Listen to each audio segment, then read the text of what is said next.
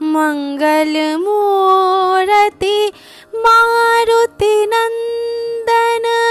सकल अमंगल मूल निकंदन मंगल मूर्ति मारुति हनुमान ज्योतिष केंद्र सीतामढ़ी में आप सभी का स्वागत है। दोस्तों, भू संपत्ति यानी कि जमीन, मकान, निवास, इन सबों की सुख सुविधा प्रत्येक व्यक्ति को चाहिए होता है। इसके लिए व्यक्ति ताउम्र प्रयास करता रहता है। कुंडली से जानने के लिए हम चतुर्थ भाव यानी चौथे घर को देखते हैं, क्योंकि वह भूमि, संपत्ति, जमीन और मकान आदि का भाव होता है। भूमि और भूमि से संबंधित चीजों पर मंगल का अधिकार होता है, इसलिए मंगल को भूमि पुत्र भी कहा जाता है।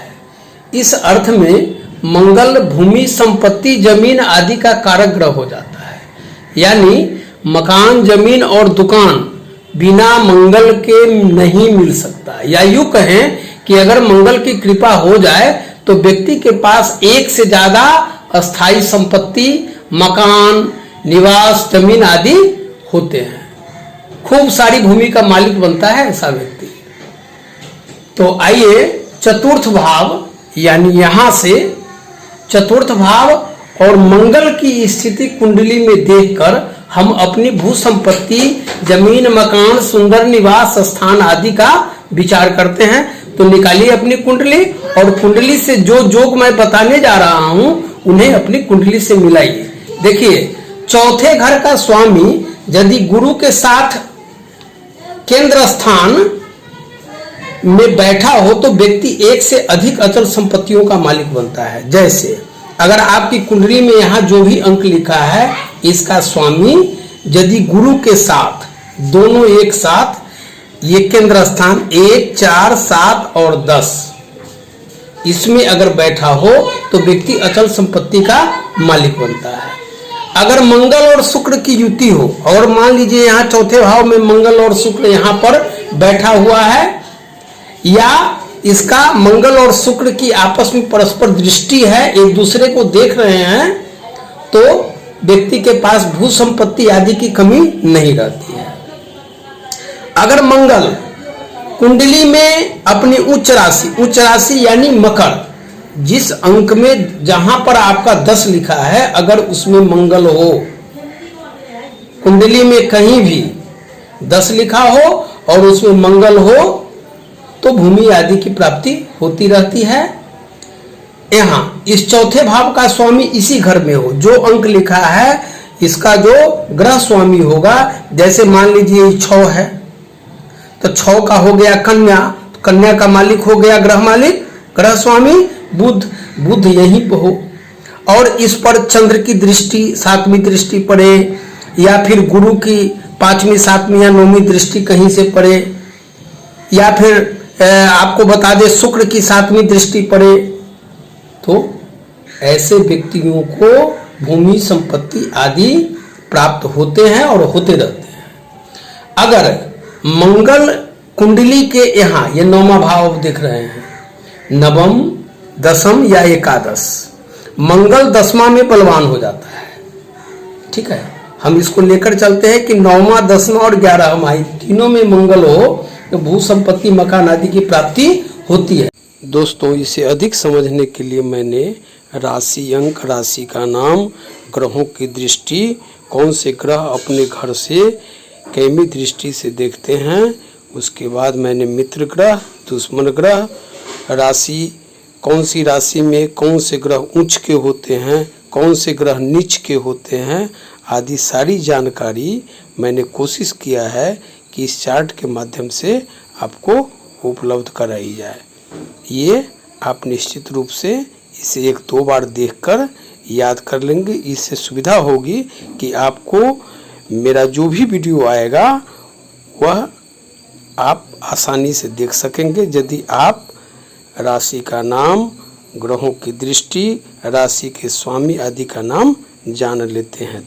तो चौथे घर का स्वामी 10वें भाव में यहाँ पर हो, जैसे एक कन्या है, 6 है, कन्या राशि है, इसका बुध मालिक होता है, और बुध यहाँ 10वें भाव में हो और दसम घर का स्वामी चौथे भाव में हो, इसका मान लीजिए 12 है, मीन राशि, इसका मालिक हो गया गुरु, अगर यहाँ बैठा हो, और मंगल की इस पर दृष्टि हो, या यहाँ पर मंगल बलवान होकर बैठ गया हो 10वें घर में, तो जातक को निरंतर भूमि और संपत्ति की प्राप्ति होती रहती है। इसी तरह चतुर्थेश यानी इसका मालिक, जो आपकी कुंडली में अंक देखिए उसका मालिक अगर यहाँ बैठ जाए द्वितीय भाव में, दूसरे भाव में, या एकादश भाव में, यहाँ 11वें भाव में, तो जमीन, मकान, सुख सुविधाएं सभी कुछ प्राप्त होते रहते हैं। और इसी तरह अगर यहाँ का मालिक ये द्वितीयेश अगर यहाँ बैठ जाए 11वें स्थान में, इसका मालिक जो अंक है उसका मालिक अगर 11वें लाभ के स्थान में बैठ जाए, ये लाभ का स्थान होता है, तो जमीन, मकान, सभी सुख सुविधाएं ऐसे लोगों को मिलते हैं। उस चौथे भाव का स्वामी, यहाँ का मालिक अगर दसम भाव का स्वामी के साथ केंद्र या त्रिकोण यानी कि 1, 4, 5, 7, 9 और 10, 1, 4, 7 और 10 केंद्र हो गए और 5 और 9 त्रिकोण हो गए, तो अगर इस स्थान में हो तो बहुत सुंदर मकान प्राप्त होता है। सूर्य अपनी उच्च राशि मेष में चौथे भाव में बैठा हो तो बहुत सुंदर घर की, मकान की प्राप्ति निश्चित रूप से होती ही है। चौथा भाव और चतुर्थेश यानी चौथे भाव के स्वामी दोनों चर राशि यानी मेष, कर्क, तुला या मकर यानी 1, 4, 7 या 10 जहां अंक लिखा हो उस राशि में हो तो व्यक्ति कई मकानों, भवनों का मालिक बनता है। इसी तरह चौथे भाव का मालिक और नवम भाव का मालिक लाभ स्थान यानी 11वें भाव में हो और उस पर शुभ ग्रह सूर्य, चंद्र, बुध आदि की दृष्टि हो तो सजा सजाया भवन, अच्छी भूमि, संपत्ति आदि की प्राप्ति होती है। चौथे भाव का मालिक इसका जो राशि अंक है अगर अपनी उच्च राशि में हो,